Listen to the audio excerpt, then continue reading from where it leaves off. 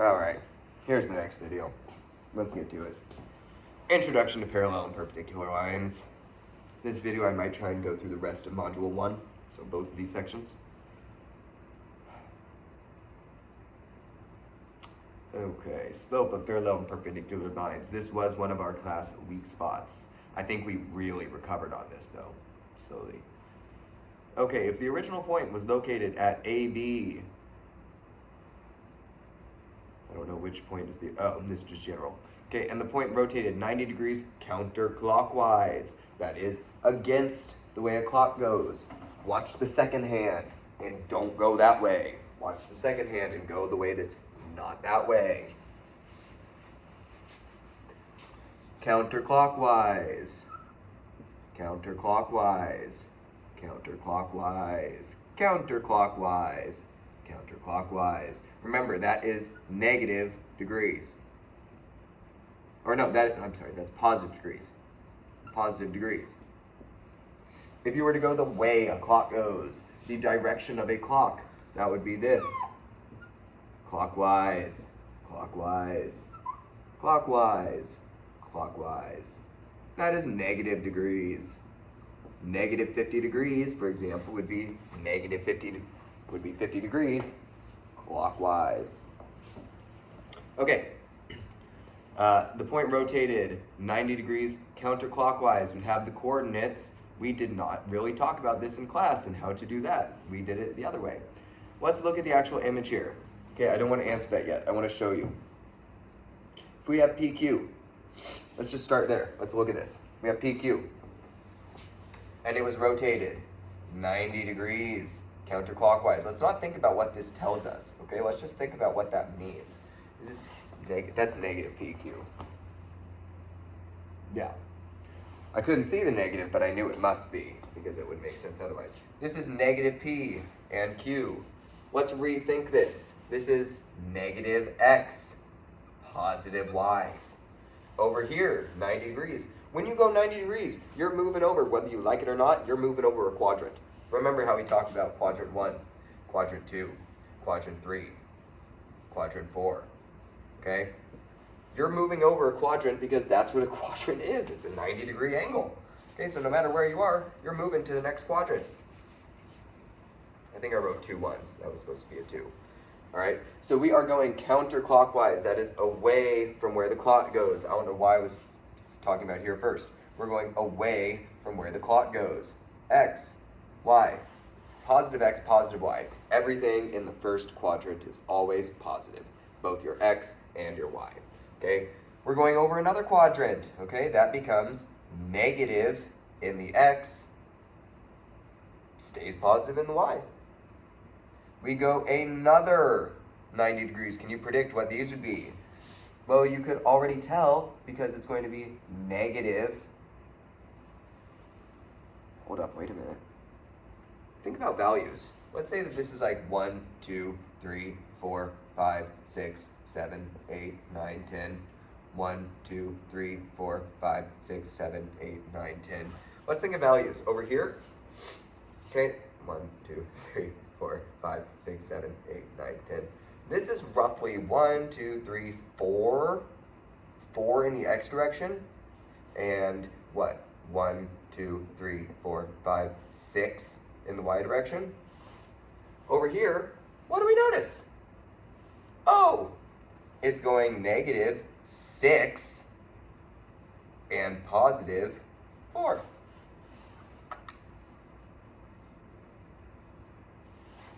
What happens when we go down here? It's going to be negative 1, 2, 3, 4, negative 4, and negative 6. Wow! What if we go over here? Okay, if we go over here, it's going to be positive 6 and negative 4. Huh! Negative times a negative is a positive. Oh, look, we just figured it out. Okay, we just did it by trial and error. The counterclockwise coordinates would flip the B to the starting position and make it negative. That is what we were getting to. The coordinates of point M are Well, let's just think about it. If we're continuing to go counterclockwise, okay, we're continuing to go counterclockwise. Negative P and Q. I already did it, okay? Think about it. It's going to be negative, well, where did we start? Negative Q and negative P. Negative Q and negative P. And the slope of the line through M is oh! Oops, did I click something? No, let's go over that too. The slope of the line through M, okay? If we have Q and P up here, Q and P versus negative Q, I think we did, negative Q, negative P. Y2 minus Y1, P minus negative P is 2P, and then we have Q minus negative Q is 2Q. Cancel those out. Should be P over Q. I actually don't know. I really don't know these answers ahead of time. I'm figuring them out with you. Yeah, I was right. I get nervous every time, I'll tell you. I get nervous that I'm not right. Okay, point M is rotated 90 degrees counterclockwise to point N. Same idea. If we're looking at what I did, it would be negative, we had negative Q, negative P. It would be positive P, negative Q. Delightful. That's just because I'm changing the second position into the front position, making it negative, and moving the front position back to the second spot. Okay, what patterns have you noticed? If you rotate a point 90 degrees counterclockwise about the origin, you can form the coordinates of the new point by switching the original coordinates and reversing the sign of the new x-coordinate. The slopes of perpendicular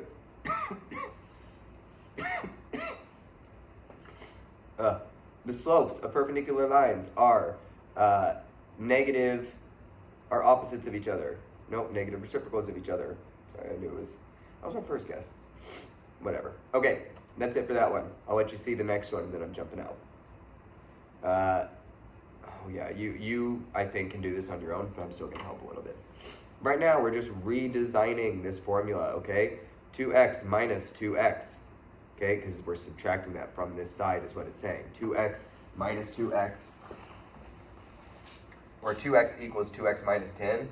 You're given that you're minusing something and the negative 10 is still there, so obviously you're subtracting the 2x from that side. Okay, that makes 0 equals negative 10. That's not a true statement. I think that's what they're getting to. Yeah. Is not a true statement for any value of x. Have an intersection point, so they are not parallel.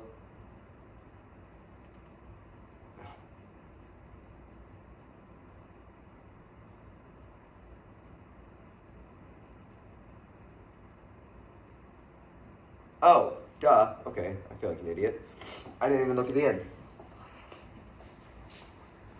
One thing I've taught you guys constantly, okay, like a broken record. These are two different equations. Y equals, well, they're functions, but I'm going to talk about them like they're equations. Y equals 2x, and y equals 2x minus 10.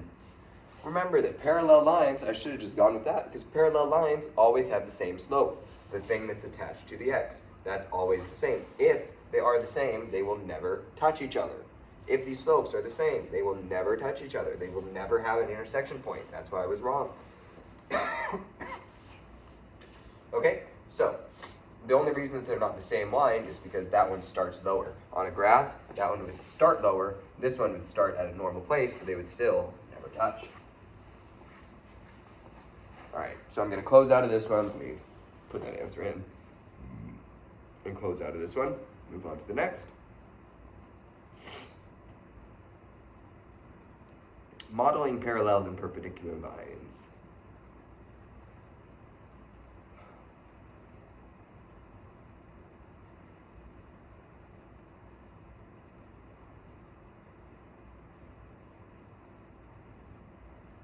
Okay.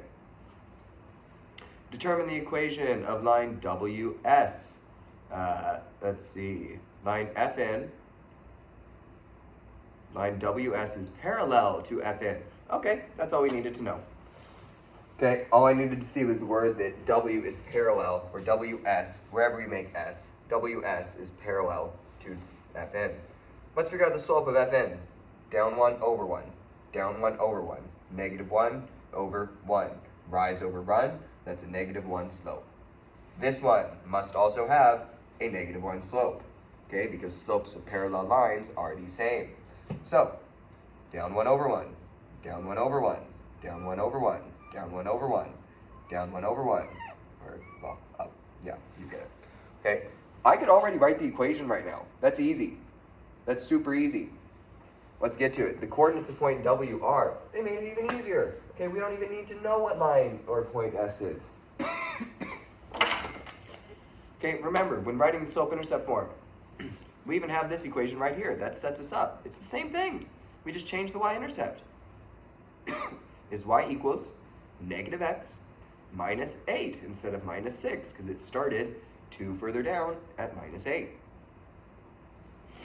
The slope of line Fn was negative 1. The slope of our new line was negative 1. The point slope form, let's pick a point. Let's use the point S. That's a fun one, okay, because they gave it to us. Let's use point S. Point slope form, as you see right here. Okay, we know the slope. We know the slope will be negative 1. That's always the case. It's the same slope, as the slope-intercept form. These are strange, a y1 and an x1. Well, y and x stay. They remain in the point slope form. Okay, we will still have a y and we will still have an x. We will not still have a y1 and an x1.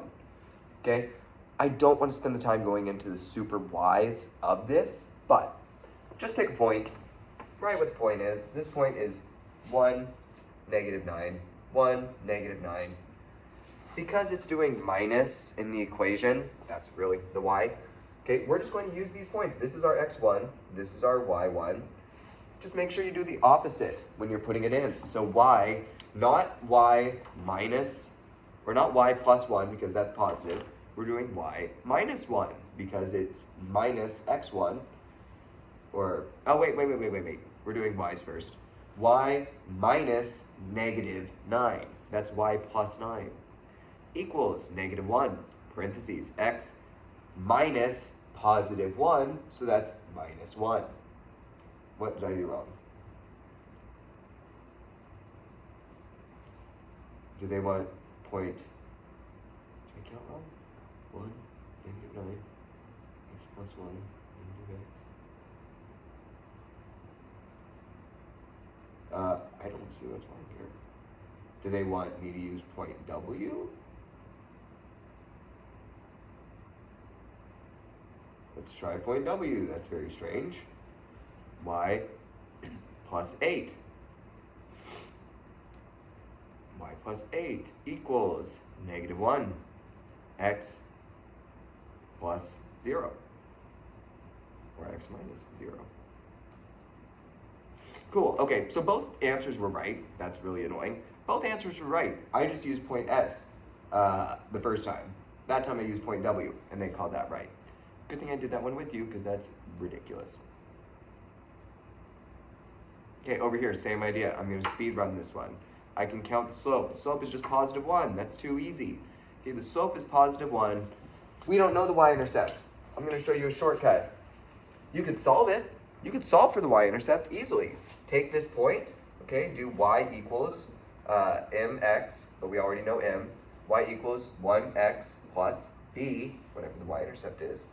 Put in a y and an x, okay? We're going to put in negative 1, 2, 3 for x, negative 3, and we're going to put in negative 9 for y. So negative 9 equals negative 3 times 1, okay, because times the slope. I almost didn't put that because I had already assumed it. Okay, so negative 9, 1 times negative 3 is negative 3. Negative 9 equals negative 3 plus b, plus 3, plus 3. The y-intercept is going to be negative 6. Here's a faster way. Up 1 over 1, up 1 over 1, up 1 over 1. Oh, that's where it crosses. Negative 6. Same thing. Both ways. Same thing. All right. Y equals 1 minus 6. 1x minus 6. Slope is 1. Slope is 1. Y minus, I'm going to use point T this time because I don't trust nothing. Okay, y minus negative 9 is y plus 9 equals 1 for the slope, x plus, because it's minus negative 3, x plus 3. Great, done with that one. Let's move on. Well, you're not done with that one, but I am. Oh, you're gonna hate this one. I know it, because this was everyone's least favorite topic through the entire term. Plus side of this is that I am going fast because, you know, obviously. But you can pause it and whatever. The distance on the coordinate plane between 2 points that have the same y coordinate, x2 and okay? That's going to be the absolute value of x2 minus x1. That's because if you have the same y coordinate, it's going to make a horizontal line. So the length of that horizontal line is whatever number this is minus whatever number this is on a number line, at least, like if this were a graph. Okay, the distance on the coordinate plane between 2 points with the same x coordinate. It's the inverse, okay? That is where we have 2 points that are on top of each other. It's a straight line down. It's going to be the difference in y's, the absolute value difference in y's. The distance x2 minus x1 is equal to the distance x1 minus x2. False, but also not false. Okay, that's why. Because it won't be the exact same, but it would be, well, yes it would, I was thinking it would be different negatives. Whatever. So that's also true. Okay, you can use the Pythagorean theorem to determine the length of the hypotenuse of the final right angle in the animation. I'm not watching the animation. The distance is given by the equation. I already know it. You already know it. Okay? It's not that. Well, yes it is, because this is the same thing as the square root of the other. Okay, this is a squared. Let me just go over that again. This, if we think of that right triangle, okay? That's the line you're trying to get the side of. The dotted line is the line you're trying to get the side of. And you have it straight up and down, straight left and right. This is going to be x2 and x1, as well as y2 and y1. So if you subtract these two and you get the distance, let's just call that a. And you subtract these two and you get the distance, let's just call that b. Let's just call that c. You already see where I'm going with this, right? You see the point I'm making. A squared plus b squared equals c squared. So why not break it down simply to y2 minus y1 squared equals, not equals, plus x2 minus x1 squared. It's x2 minus x1 equals b squared. x2 minus x1 squared. Okay, that's b. Yeah. Okay, equals c squared. Wow, that's basically a hybrid of the distance formula and the Pythagorean theorem. Delightful. The absolute value, yeah, we've talked about this before. It doesn't matter if you get a positive or a negative when you're doing this, okay? Because when you square it, it's just going to become positive anyways. The square of a value is always positive. Look, this one's only 3 questions. And I'll even do a second one here. Maybe. This one looks long and boring. I don't think I want to do it. Okay, determine the distance. So we're going to make a right triangle. Look, it even gives you a little square saying it's a right triangle. Okay, and that will form coordinates at -4 and 10. -4 and 10. As well as, well, that's the only one with that answer, so I know it's that. I don't care about the rest. Okay, in both places where you can plant point C to form a right triangle. Oh, because there's 2 options. You could also do one down here. That's what they meant. Okay, the horizontal distance between points D and L. Okay, so the horizontal distance between these 2 points. That's this right here. That's the horizontal distance between them. That is -4 to 11. Yes. If you're going from -4 to 11, you're going all 11 that are positive plus 4 more. Okay, so that's going to be a total of 15. That's how I like to think of it sometimes. So 15 blocks. All right, y. That's going to be from 10 to -9. Okay, so you know that you're going to have to use all 10 of your negative blocks plus 9, or all 10 of your positive blocks plus 9 negative blocks. It's going to be 19 blocks. All right, x2 minus x1, 11 minus, oh, look, now we can kind of see that. How did I get 15? Well, 11 over here minus -4. Wow, minus negative plus 15. Okay, 15 squared. Enter the square. 15 squared is 225. I'm just gonna click that. Okay. Now we have 19. 19 squared is 362. I'm guessing. Dang it, 382. Fine, I'll just calculator it. Whatever. 19 squared is 361. I was so close. That's dumb. 361, 362, whatever. Same number, kind of. Okay, enter the sum of the squares. 225 plus 361 is 586. 586. Okay? But we need the squared because that gives us c squared. All those gave us c squared. We don't want c squared. We want c. So we got to take the square root of 586. Watch this. I'm going to show you a cool trick. SQRT, lowercase, parentheses, 586. Boom. 24.21. Cool. Done with that one. Calculating distance using the distance formula. Is that what we just did?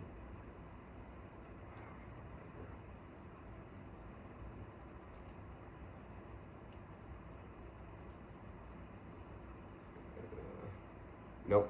Okay.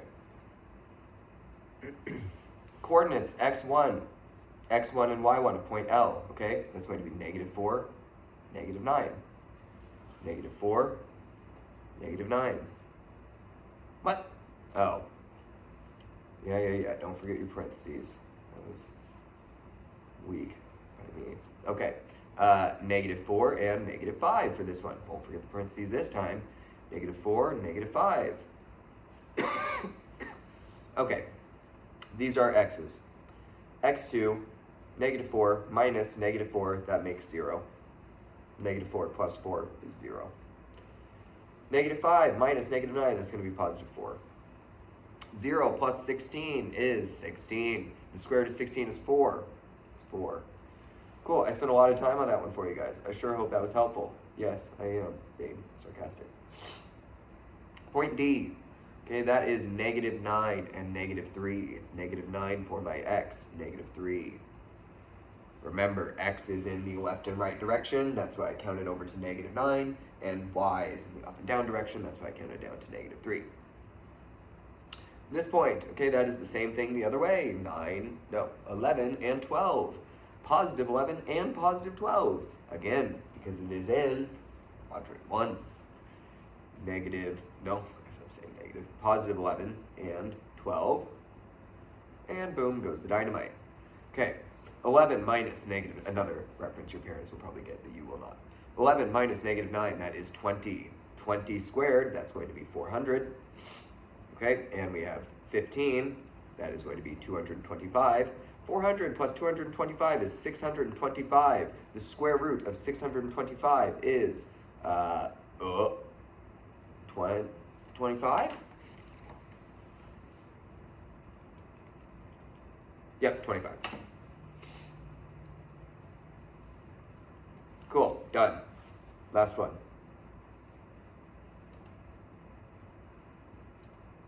Perimeter and area using the distance formula. Your guys' least favorite thing that we have done all term by far. Besides maybe rotations. Y'all didn't like rotations much either.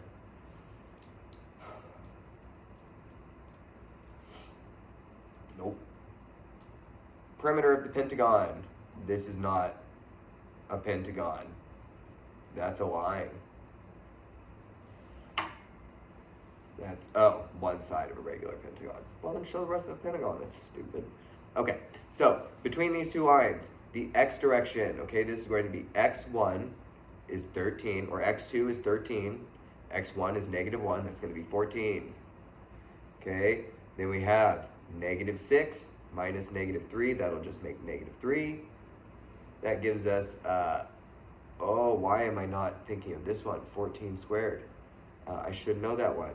Not 144, that's 12. 169? Well, we'll have to find out. Just use a stupid calculator. 196, I was close. Okay, 196 plus 9, because -3 times -3 is 9. 196 plus 9 is 205. square root of 205. I know that's not perfect, so I'm just gonna write square root of 205. Cool. 14.32. The perimeter of the pentagon. Okay, the pentagon is regular, so it has 5 of the exact same sides. So we are going to do 14.32 times 5. 71.6. Okay, because the perimeter is the outside border. We only had one side, but we knew that all 5 would be the same because it's a regular pentagon. So delightful. All right. Area of the square. Oh, okay, you can definitely do this. All right, let's get one side. This is square, so we just gotta get one side. And look, we can just count if we wanted to. But let's use the coordinate points. 12 minus -1 is 13. 13 squared, now that one is 169, I know. 0 squared, because it doesn't move in the y direction. It does not go up or down, so that's automatically going to be 0. Hey, 13 squared is the same as just 13. The square root of 13 squared is the same as just 13.